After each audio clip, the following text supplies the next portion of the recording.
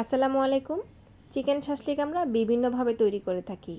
আজকে আমি চিকেন শাসলিকের একটি সহজ রেসিপি আপনাদের সাথে শেয়ার করব। ঘরে থাকা মশলা দিয়েই বানানো যাবে আর খেতেও দারুণ হবে। আর এই শাসলিকটা প্যানেই তৈরি করতে পারবেন। কম সময়ে ও সহজ উপায়ে এই চিকেন শাসলিকটি ঘরেই আপনারা বানাতে পারবেন।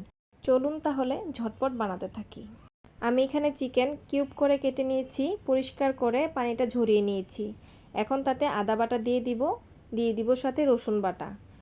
পরিমাণ মতো লবণ দিয়ে দিব। আমি লবণের পরিমাণটা একটু কম দিয়েছি কারণ আমি এখানে সয়া সস ব্যবহার করব তাই। এখন এখানে মরিচ দিয়ে দিব গোলমরিচের গুঁড়া, সাথে দিয়ে দিব টমেটো সস, সয়া সস, দিয়ে দিব ভিনেগার। এখন মশলার সাথে চিকেনটাকে ভালোভাবে মিশিয়ে নিতে হবে। মেশানো হয়ে গেলে চিকেনের টুকরাগুলোকে রেস্টে রেখে দেব 30 মিনিটের জন্য। এখন শাসলিক কাঠিগুলোকে পানিতে ভিজিয়ে রাখবো 30 মিনিটের জন্য, তাতে করে শাসলিক কাঠিগুলো পুড়ে যাবে না।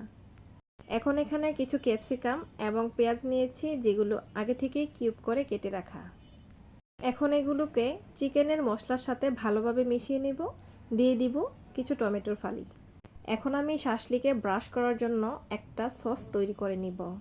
দিয়ে দিব টমেটো সস, সাথে দিয়ে দিব 2 চামচ চিনি এবং সয়াবিন তেল দিয়ে ভালোভাবে মিশিয়ে নিব।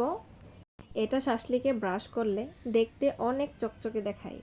এখন একটি শাসলিকের কাঠি নিয়ে চিকেনের টুকরোগুলো গেঁথে দিতে হবে, আর ফাঁকে ফাঁকে পেঁয়াজের পাপড়ি এবং ক্যাপসিকাম গেঁথে দিতে হবে। সাজানোটা হচ্ছে যার যার ইচ্ছে মতো। চিকেন এবং সবজি যেন থাকে সেদিকে খেয়াল রাখতে হবে। আমার এই ভিডিওটি কে কোথা থেকে দেখছেন কমেন্টে জানাবেন, যেন পরবর্তী ভিডিওতে আপনাদেরকে ধন্যবাদ জানাতে পারি। আমার বাচ্চারা চিকেন শাসলিক এতটাই পছন্দ করে, যে কোনো রেস্টুরেন্টে গেলেই চিকেন শাসলিক খাওয়ার জন্য বায়না ধরে। তাই ভাবলাম ঘরেই বানিয়ে ফেলি। এই তো কথা বলতে বলতে আমার এই শাসলিকগুলো গাঁথা হয়ে গেছে। এখন এগুলো কুক করার পালা।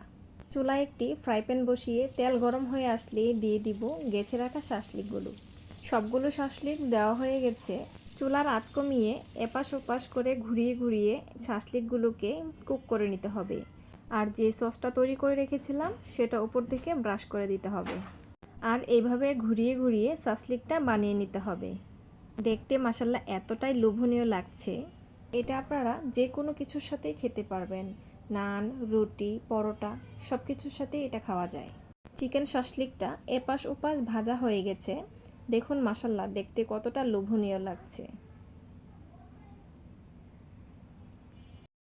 এখন তেল থেকে নামিয়ে পরিবেশন করব।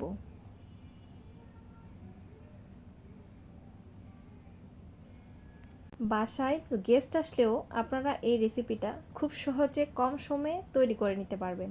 এই চিকেন শাসলিকটা বাসায় বানানোর পর বাচ্চারা রেস্টুরেন্টে খাওয়ার স্বাদই ভুলে গেছে। বাচ্চারা এতটাই পছন্দ করেছে, চেটে পুটে খেয়ে নিয়েছে। আল্লাহ হাফেজ।